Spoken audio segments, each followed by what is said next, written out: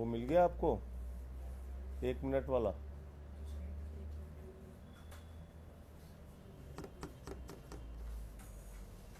तुम क्या बाहर से भेज रहे हो? वो है वो वीडियो? अरे जिसमें 3-4 लोगों के बयान हैं। अजीत से पूछो, अजीत के पास है।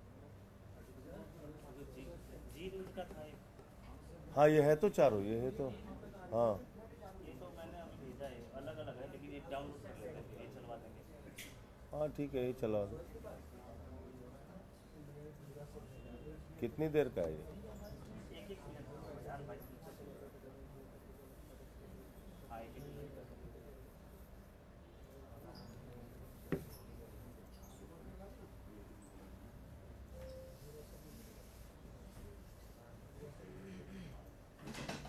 हो गया? ये एक मिनट का हो गया।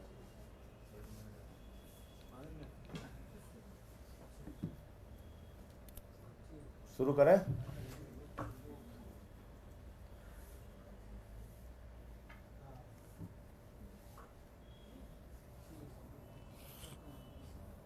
सभी पत्रकार बंधुओं को नमस्कार।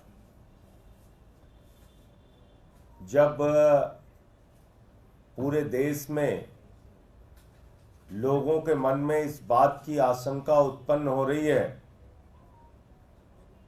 तमाम राजनीतिक दलों के नेताओं के और कार्यकर्ताओं के मन में ये बात लगातार मजबूत और दृढ़ हो रही है कि 2024 का चुनाव अंतिम चुनाव है और इसके बाद गलती से अगर मोदी जी की सरकार आ गई तो देश का संविधान बदल देंगे, चुनाव खत्म कर देंगे, आरक्षण खत्म कर देंगे, किसानों और युवाओं के अधिकार, महिलाओं के अधिकार को छीन लेंगे। इस बात की आशंका हर दिन मजबूत हो रही है, प्रबल हो रही है और इसके एक नहीं अनेक उदाहरण है क्यों यह धारणा मजबूत हो रही है लोगों के मन में। आपको याद होगा देश के गृह मंत्री ने एक बयान दिया, उन्होंने कहा साहब 50 साल तक बीजेपी राज करेगी। 50 साल तक कहां से आई ये बात उनके दिमाग में? क्या योजना है उनके मन में? चुनाव कौन जीतेगा कौन हारेगा ये तो जनता तय करती है। तो 50 साल तक बीजेपी राज करेगी, ये देश के गृह मंत्री अमित शाह जी बोलते हैं। दूसरी बात, इनके एक आरएसएस के बड़े प्रमुख नेता हैं मोहन वैद्य जी, 2017 का उनका बयान है, वो कहते हैं देश में आरक्षण खत्म होना चाहिए। 2015 में आरएसएस के प्रमुख आप सब जानते हैं, देश के लोगों के लिए तो संविधान बाबा साहब डॉक्टर भीमराव अंबेडकर जी ने जो लिखा वो भारत का संविधान है, लेकिन भारतीय जनता पार्टी के लिए संविधान वो है जो आरएसएस के प्रमुख लिखते हैं। उनका देश के संविधान में आस्था नहीं है, क्योंकि देश के संविधान को तो बदलना चाहते हैं, तार तार करना चाहते हैं। वो किसके संविधान को मानते हैं? वो आरएसएस के प्रमुख मोहन भागवत के संविधान को मानते हैं। जो नागपुर का संविधान है वो भाजपाइयों पर लागू होता है, भारत का संविधान वो नहीं मानते, भारत के संविधान में उनकी आस्था नहीं है। और इसीलिए देखिए आप, प्रधानमंत्री ने कितने अहंकार में कहा खुद बाबा साहब आ जाएं तो संविधान बदल नहीं सकते। ये किस बात का चैलेंज आप दे रहे हैं बाबा साहब को? बाबा साहब ने तो एक बच्चे को जन्म दिया है संविधान के रूप में, उसका कत्ल वो क्यों करेंगे? वो क्यों कोई बदलाव करेंगे? इसका मतलब बदलाव की मंशा आपके और आरएसएस के और संघ के मन में और नागपुर में बैठे हुए लोगों के मन में है। और इसीलिए देश का गृह मंत्री खुलेआम कह रहा है 50 साल तक देश पे राज करूंगा, क्योंकि जब चुनाव खत्म हो जाएगा, आरक्षण खत्म हो जाएगा, रसिया के पुतिन का राज हो जाएगा, किम जोंग का राज हो जाएगा, तो क्या जरूरत है चुनाव कराने की। तो मैं आपको बता रहा था कि मोहन भागवत ने 2015 में बिहार विधानसभा के चुनाव के पहले कहा कि देश के अंदर आरक्षण खत्म होना चाहिए, आरक्षण की समीक्षा होनी चाहिए। क्यों भाई? बाद में जब उन पे हमले होने लगे तो लीपापोती करने में लग गए। नहीं, हमारे कहने का ये मकसद तो नहीं था, वो मकसद तो नहीं था। तो इसलिए अब जो मैं बात आपको बताने जा रहा हूं, 2024 के पहले की योजना जो आपको बताने जा रहा हूं, वो प्रमाण सहित आपके सामने है। भारत के प्रधानमंत्री घूम घूम के 400 सीट मांग रहे हैं, उनके सांसद, उनके नेता घूम घूम के 400 सीट मांग रहे हैं। ये 400 सीट उनको अपने काम पे नहीं चाहिए, इस बात पे भी नहीं चाहिए कि उन्होंने बेरोजगारों के लिए क्या किया, नौकरियां दी कि नहीं दी, महंगाई कम किया कि नहीं किया, किसानों की आय दोगुना हुई कि नहीं हुई, सबको पक्का मकान मिला कि नहीं मिला, काला धन आया कि नहीं आया, 15 लाख खाते में गया कि नहीं गया। इन सवालों पे वो चुनाव में वोट नहीं मांग रहे हैं, अपने किसी काम की चर्चा नहीं करते। इलेक्टोरल बॉन्ड के भ्रष्टाचार हो, चाहे नोटबंदी का भ्रष्टाचार हो, किसी मुद्दे पर चर्चा नहीं करते वो। चाहे पूंजीपतियों का 15 लाख करोड़ माफ करना हो, किसी मुद्दे पर चर्चा नहीं। क्या 400 सीट दे दो, संविधान बदलना है। 400 सीट दे दो, संविधान बदलना है। और ये इनके अयोध्या के सांसद लल्लू सिंह जी एक सभा में खुलेआम कह रहे हैं 400 सीट इसलिए चाहिए कि संविधान बदलना है। ज्योति मिर्धा, भारतीय जनता पार्टी की सांसद की प्रत्याशी, कहती है 400 सीट चाहिए इसलिए कि संविधान बदलना है। अनंत हेगड़े जो पूर्व केंद्रीय मंत्री है बीजेपी सरकार के, वो कहते हैं 400 सीट दे दो, संविधान बदलना है। और अभी जो ताजा मामला आया है वो मेरठ के प्रत्याशी, जो सीधे तौर पे प्रधानमंत्री नरेंद्र मोदी जी के प्रत्याशी हैं, अरुण गोविल जी। अरुण गोविल जी बयान दे रहे हैं 400 सीट चाहिए, संविधान बदलना है। तो आप भारत का संविधान बदलना चाहते हैं? इस देश के 85% लोगों को जो अधिकार मिला है, दलितों को, पिछड़ों को, आदिवासियों को, अल्पसंख्यकों को जो अधिकार मिला है, आरक्षण का अधिकार, वो आप उनसे छीनना चाहते हैं। नौजवानों को जो अधिकार मिला है वो आप छीनना चाहते हैं। किसानों की एमएसपी का जो अधिकार मिला है वो आप छीनना चाहते हैं। जो एक वोट का अधिकार मिला है, जिसके कारण बड़े बड़े नेता, बड़े बड़े प्रधानमंत्री, मुख्यमंत्री जनता के सामने सर झुकाते हैं, वो अधिकार आप छीनना चाहते हैं। क्या मनसा है आपकी संविधान बदलने से? क्योंकि हमने देखा है संविधान बदल के आपने क्या किया दिल्ली के अंदर। सुप्रीम कोर्ट के 5 जजों के फैसले को आपने दिल्ली में सर्विसेज के मामले में जो फैसला था उसको देश के अंदर, संसद के अंदर बदल दिया। जब चुनाव आयुक्त की नियुक्ति में मुख्य न्यायाधीश को रखा गया, उस फैसले को आपने संसद में बदल दिया। तो आपकी मंशा जाहिर है, आप नागपुर का संविधान इस देश में लागू करना चाहते हो। और मैं आपसे कहना चाहता हूं, भारत का संविधान, बाबा साहब डॉक्टर भीमराव अंबेडकर के द्वारा लिखा गया संविधान, उससे अगर कोई छेड़छाड़ करने की कोशिश करेगा तो उसके खिलाफ जान की बाजी लगा के हम लोग लड़ने का काम करेंगे। बाबा साहब के संविधान से छेड़छाड़ करने नहीं देंगे, आरक्षण खत्म नहीं करने देंगे, आपको किसानों के हक नहीं मारने देंगे, युवाओं के हक नहीं मारने देंगे। आपने संविधान बदला है, ट्रेलर दिखाया है 2019 से 24 की सरकार में, और 24 में आपने जीतने के बाद मन बना लिया है कि आप आरएसएस का, संघ का और नागपुर का संविधान देश में लागू करेंगे, जो संविधान कहता है आरक्षण तो खत्म होना चाहिए। मोहन वैद्य जी को तो आप जानते होंगे, सुनाइए भाई मोहन वैद्य जी का स्टेटमेंट।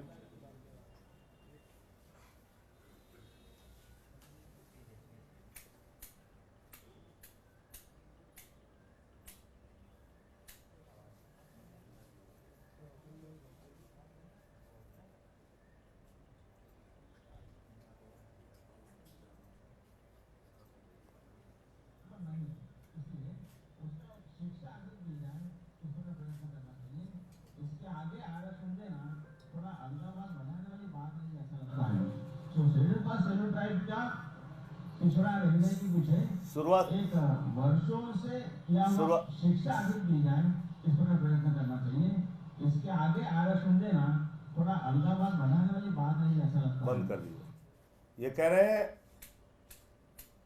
आरक्षण देना अलगाववाद बढ़ाने की प्रक्रिया है। ये मोहन वैद्य का बयान है। आरएसएस के बड़े महत्वपूर्ण बड़े नेता हैं मोहन वैद्य जी, उनका बयान है कि आरक्षण देना अलगाववाद को बढ़ाने की प्रक्रिया है। हमको तो बाबा साहब ने, डॉक्टर लोहिया ने, जेपी ने, इस देश के निर्माताओं ने सिखाया कि आरक्षण देना विशेष अवसर का सिद्धांत है। समाज के शोषित और वंचित लोगों को आगे बढ़ाने का अधिकार है। समाज के शोषित और वंचित लोगों को आगे बढ़ाने का प्रयास है। और आप कह रहे हैं आरक्षण देना अलगाववाद की प्रक्रिया को बढ़ाने का प्रयास है। यह है आरएसएस और बीजेपी की मानसिकता। 2024 के बाद देश का आरक्षण खत्म होगा, यह इस बात का प्रमाण है। ये 2017 का बयान है। 2015 का दिखाइए उनका, संघ प्रमुख का। करने का फैसला किया था, लेकिन अंतिम वक्त पर यह फैसला बदला और बांके बिहारी के दर्शन किए। रुख अगली खबर। संघ प्रमुख मोहन भागवत ने आज आरक्षण नीति पर सवाल उठाते हुए इसकी समीक्षा की जरूरत बता दी। संघ के मुखपत्र ये 2015 का इनका बयान है। अब मैं आपको 50 साल राज वाला अमित शाह का बयान दिखाता हूं। रुक करेंगे अगली खबर का। बीजेपी अध्यक्ष अमित शाह ने 2019 से पहले बड़ा बयान दिया है। उन्होंने कहा है कि अगले 50 साल तक बीजेपी राज करेगी। बंद कर दीजिए। पंचायत। अब आपको 4 बयान में दिखाता हूं जो इस बार 24 के चुनाव में जो लोग लड़ रहे हैं वो क्या बोल रहे हैं। देखिए इनकी मंशा कैसे आरक्षण खत्म करने की और संविधान खत्म करने की कोशिश कर रहे हैं। संविधान जब हमारा देश का बना था उसमें धीरे धीरे परिस्थितियों के अनुसार, काल के अनुसार चेंजेस हुए हैं धीरे धीरे, है ना। तो वो चेंज करना जो है वो प्रगति की निशानी होती है, उसमें कोई खराब बात नहीं होती। तो बंद कीजिए। आगे दिखाइए। ज्योति मिर्धा, लल्लू सिंह का दिखाइए। लल्लू सिंह का बयान, ये आनंद हेगड़े का बयान है।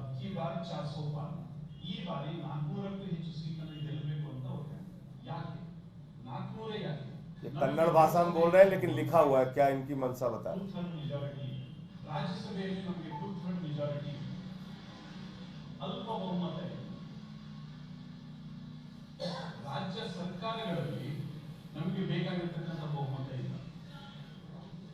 ಸಂವಿಧಾನವನ್ನ ತಿದ್ದುಪಡಿ ಮಾಡಬೇಕಾದ್ರೆ ಏನು ಮೂಲಭೂತವಾಗಿ ಸಂವಿಧಾನವನ್ನು ಸಂಪೂರ್ಣವಾಗಿ ತಿರುಚಿತ್ತು ಕಾಂಗ್ರೆಸ್ನವರು, ಅದರಲ್ಲಿ ಬ್ಯಾಡದೇ ಇರೋದನ್ನೆಲ್ಲ ತುರುಕಿದ್ರು. ವಿಶೇಷವಾಗಿ ಇಡೀ ಹಿಂದೂ ಸಮಾಜವನ್ನ दमनस्वंत रीतिಯಲ್ಲಿ ಕಾನೂನನ್ನು ತಂದಿಟ್ಟಿದ್ರು. बंद कर दिया। और लल्लू सिंह का दिखाइए। ये किनारे वाला है।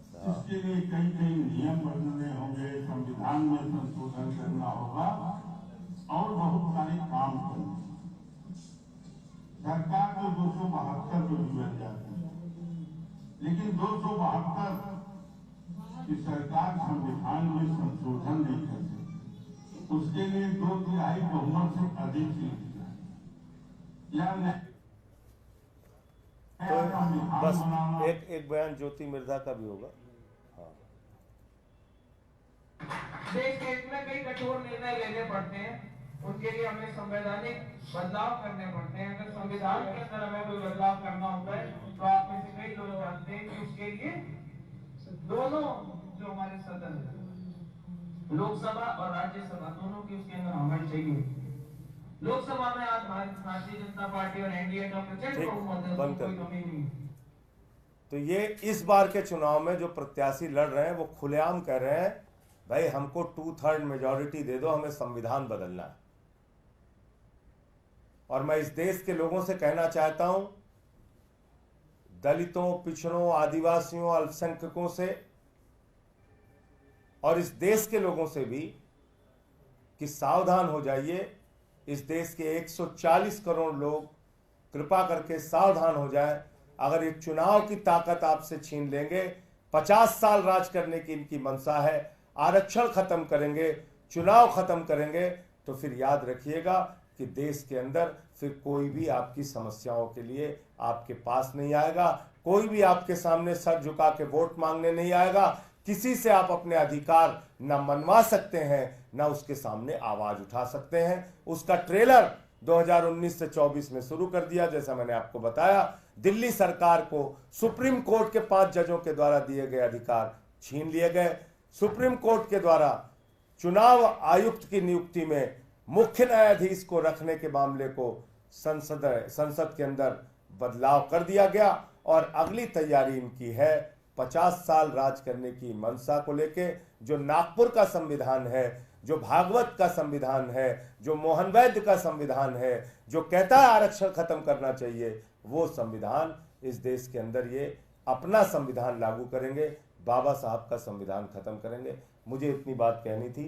आपको कोई प्रश्न हो तो आप पूछ सकते हैं। संजय जी, आप खुद सांसद हैं, आप लोग संविधान पे काम करते हैं, नए कानून बनाते हैं। इस देश में भारतीय जनता पार्टी से पहले कितनी बार संविधान में संशोधन हुआ है, नए संविधान बने हैं और इस देश की प्रस्तावना में तक को भी चेंज किया गया। क्या वो संविधान बदलना नहीं था? संशोधन और पूरी तरीके से बदलना, आपने अनंत हेगड़े को सुना ना, लल्लू सिंह को सुना। ये संविधान को बदलने की प्रक्रिया शुरू कर चुके हैं। मैं तो कह रहा हूं आपसे, आप बताइए, चुनाव आयुक्त की नियुक्ति में देश के मुख्य न्यायाधीश को आपने संसद के अंदर कानून लाके हटा दिया। इससे बड़ी बात कोई हो सकती है क्या? इससे बड़ा अपमान हमारे देश के मुख्य न्यायाधीश का कोई हो सकता है क्या? आपको देश के मुख्य न्यायाधीश पे भरोसा नहीं है? हमसे रोज पूछते हो कोर्ट पे भरोसा है कि नहीं है, नहीं है कि है। और देश के सुप्रीम कोर्ट को जिस चुनाव आयुक्त की नियुक्ति के सिलेक्शन कमेटी में रखा गया, वहां से आपने उनको निकाल दिया। एक तो अपमान भी किया, दूसरा आप भरोसा नहीं करते। चलिए, 5 जजों की खंडपीठ ने 5-0 से दिल्ली के हक में, एक राज्य के हक में अपना फैसला दिया कि सर्विसेज रहनी चाहिए। 2 करोड़ लोगों के हक में फैसला दिया। आपने संसद के अंदर उसको बदल दिया। तो इनको मेजॉरिटी जो 400 की बात कर रहे हैं, उसके पीछे देश में 50 साल राज करने की, चुनाव को खत्म करने की, आरक्षण को खत्म करने की इनकी मंशा है। देश के अंदर फिर कोई सर उठा के इनके सामने नहीं रह पाएगा। अभी मुख्यमंत्रियों को पकड़ पकड़ के जेल में डाल रहे हैं। धन्यवाद। जिस तरीके से पार्टी इस वक्त मुश्किल की घड़ी में है, ऐसे में तमाम जो सांसद हैं, जो पार्टी ने जिनको राज्यसभा भेजा, 10 सांसद हैं, लेकिन आप और संदीप पाठक के अलावा और सांसद जो है वो फ्रंट फुट पर नहीं दिखाई देते। देखिए, ऐसा है कि ये विषय कई बार आप लोग उठा चुके। जो हमारे सांसद थे वो अभी मिलने भी गए थे केजरीवाल साहब के घर पे, और भाभी जी से, सुनीता जी से उन्होंने मुलाकात भी की है। तो अपने अपने तरीके से सब काम कर रहे हैं। उसमें अलग अलग तरह का खबर खोजना या उसको अलग एंगल से कोई देखना, उसकी आवश्यकता नहीं है।